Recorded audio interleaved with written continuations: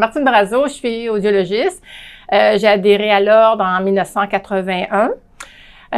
J'ai d'abord été clinicienne à l'hôpital Notre-Dame et au DSC Maisonneuve-Rosemont. Et dans les 9 dernières années de ma carrière, j'étais chef du service d'orthophonie et d'audiologie au CHU. Alors, j'ai été quand même dans les premières qui sont intervenues auprès de la clientèle acouphène. Et tout ce qui est en lien aussi avec les vertiges, ce sont deux domaines très nichés là, qui ont été développés, qui continuent d'évoluer. Je vois ça sur les réseaux là, et c'est très beau à voir l'application de l'audiologiste. Et c'est une application qui n'est pas isolée et qui amène à avoir beaucoup de contacts avec d'autres secteurs professionnels et travailler en équipe auprès de la clientèle. Alors ça, c'est deux domaines qui, pour moi, ont montré une grande évolution au cours des années. Et je trouve que l'audiologie a beaucoup avancé naturellement en termes de nombre de professionnels maintenant disponibles pour servir la clientèle. Quand on pense qu'on était 4, nous autres, dans notre année, c'était vraiment pas beaucoup. Et qu'on a réussi à faire cette distinction-là entre l'orthophonie et l'audiologie, et de démontrer que cette collaboration-là passe par une connaissance distincte des services qui peuvent être donnés.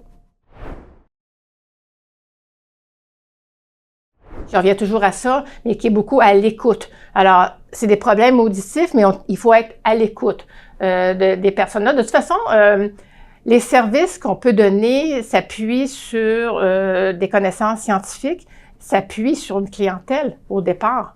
Alors, si la clientèle n'est pas là, on n'est pas là pour donner de services non plus. Donc, c'est important. Et je pense que ça, c'est le propre de l'audiologie et de l'orthophonie, de s'arrêter à la clientèle qui a des problèmes de communication pour l'aider à cheminer à l'intérieur des contextes de communication, puis que ce ne soit plus des situations de handicap.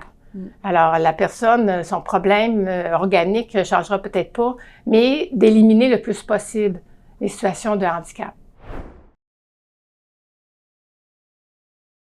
Ils participent davantage à la communauté. Ils se sentent plus autonomes aussi et ils sentent qu'ils ne sont pas freinés dans leurs activités professionnelles ou dans leur vie sociale. Ils ne sont pas freinés comme ils l'étaient.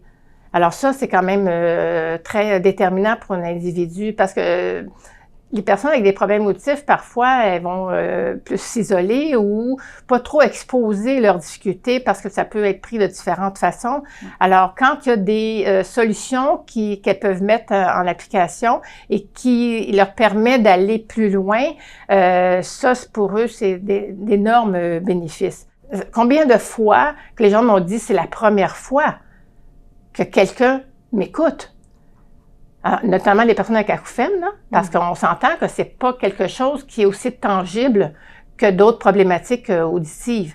Alors, la personne avec acouphène, ça prend du temps à jaser avec elle, puis relever ces différentes difficultés associées à la perception de l'acouphène.